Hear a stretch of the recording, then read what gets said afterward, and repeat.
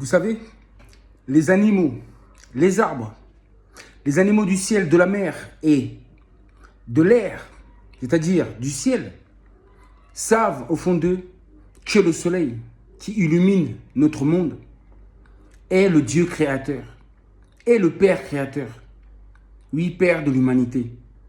Les animaux le savent. Il n'y a que les humains qui ont oublié tout ça dans leur mémoire. Ils ont oublié qui était leur Dieu vivant et créateur. C'est pour ça qu'on dit vivant, ce n'est pas pour rien. Parce que le soleil vit tous les jours. Même les francs-maçons savent, sur leur drapeau, on y trouve le soleil. Ils savent très bien ce que représente le soleil. Ou je dirais qu'ils n'en savent pas assez.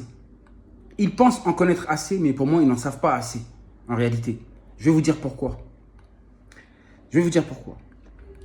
Quant au soleil, présent à la tête de la colonne du sud, il symbolise l'accès à la réalité ultime, à savoir l'unité du tout qui constitue l'essence véritable du monde. Rien n'existe en soi à part le tout éternel. Le soleil dépasse toute dualité. Ça veut dire que on ne peut pas mettre le soleil en dualité avec des choses qui existent, des choses de la création. On ne peut pas le comparer au soleil. Rien n'existe en soi à part le tout éternel, le soleil. Le soleil dépasse toute dualité.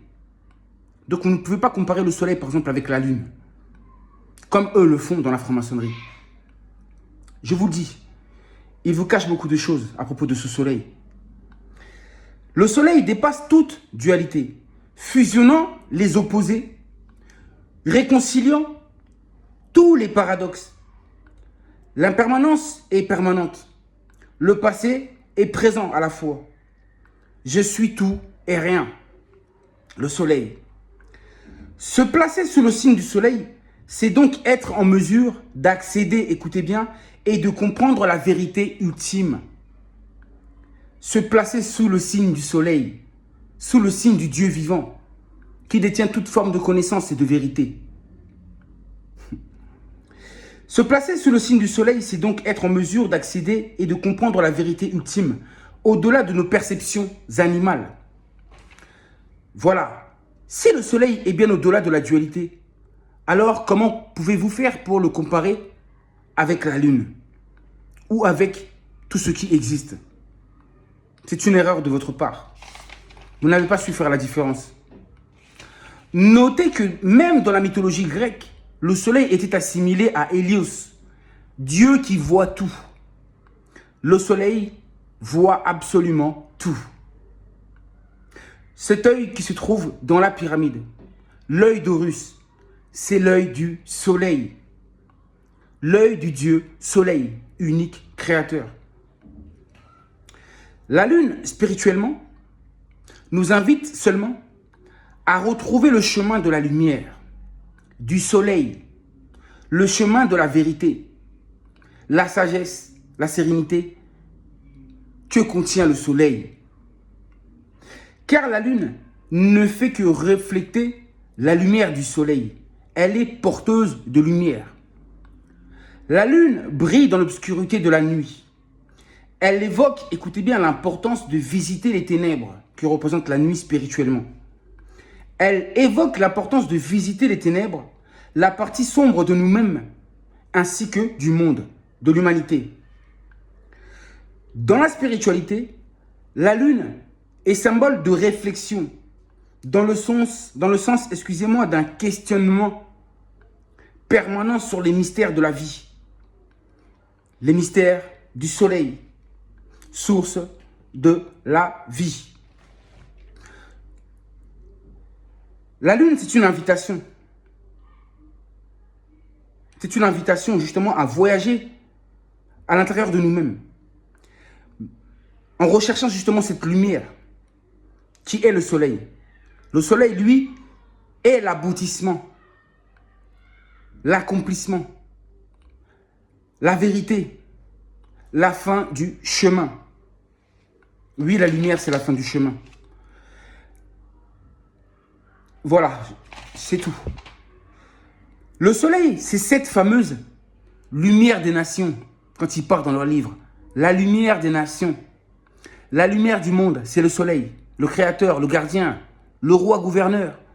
Le soleil, c'est sa majesté. Oui, il domine le ciel. Sachez que si tout ce qui existe provient du soleil, cela veut dire que tous nous retournerons un jour d'où nous venons, vers le Dieu créateur soleil, vers Ré, vers Ra, vers Aton, pour ne plus faire qu'un avec lui, avec cette lumière, avec le soleil. Avec cette lumière, pourquoi? Car tout ce qui vit est lumière. Et le jour que cette lumière, représentée par l'ombre de notre corps, l'ombre de cette lumière, de ce soleil qui se trouve en nous, oui, parce qu'un soleil vit en nous. Oui, le soleil vit en chacun de nous.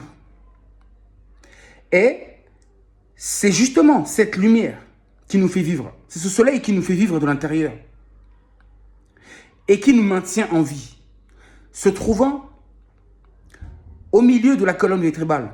La colonne vertébrale qui symbolise l'arbre. Et ce soleil se trouve justement en plein milieu de la colonne vertébrale. Oui, cette lumière, ce soleil intérieur. Sachez que le jour où ce soleil intérieur, ce feu dévorant, ce soleil quitte votre corps, et bien c'est la mort physique. C'est tout simplement la mort physique. Et c'est à ce moment-là que justement cette lumière retourne à la lumière, retourne au soleil éternel, indestructible.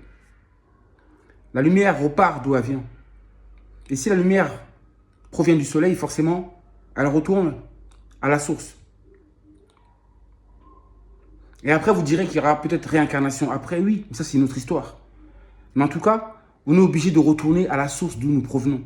Et si on comprend que le soleil c'est la source, c'est que forcément nous retournons au soleil. Peut-être que certains deviennent des étoiles pour éclairer là-haut dans le ciel. Mais en tout cas, nous redevenons forcément lumière. Et les étoiles sont de la lumière pure provenant même du soleil. Vous comprenez? Voilà mon explication. Voilà ce que je voulais vous dire. Sachez aussi ceci. C'est le système solaire qui régit l'humanité, ainsi que l'univers et le cosmos. C'est le système solaire. Toutes les planètes se trouvent autour du soleil. Le soleil, c'est le centre, c'est le noyau. Vous comprenez ou pas? Et c'est le système solaire justement qui régit notre humanité.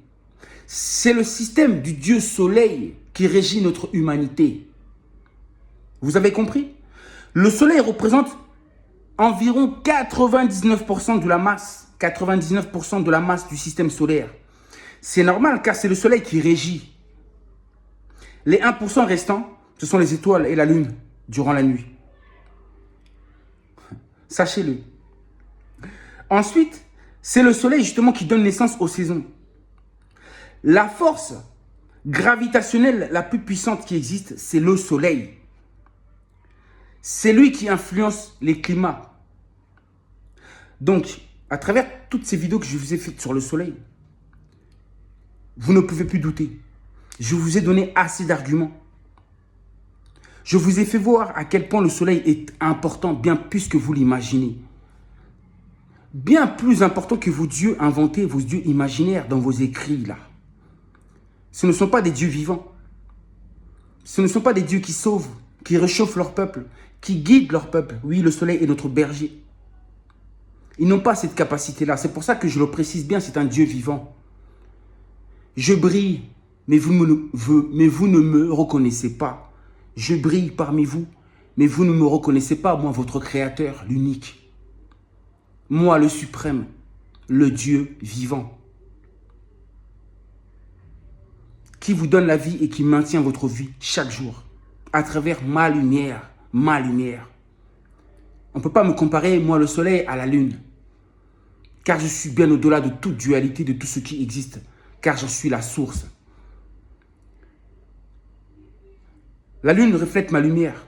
Sans ma lumière, vous serez dans les ténèbres. Et dans les ténèbres, il n'y aurait pas de vie, justement.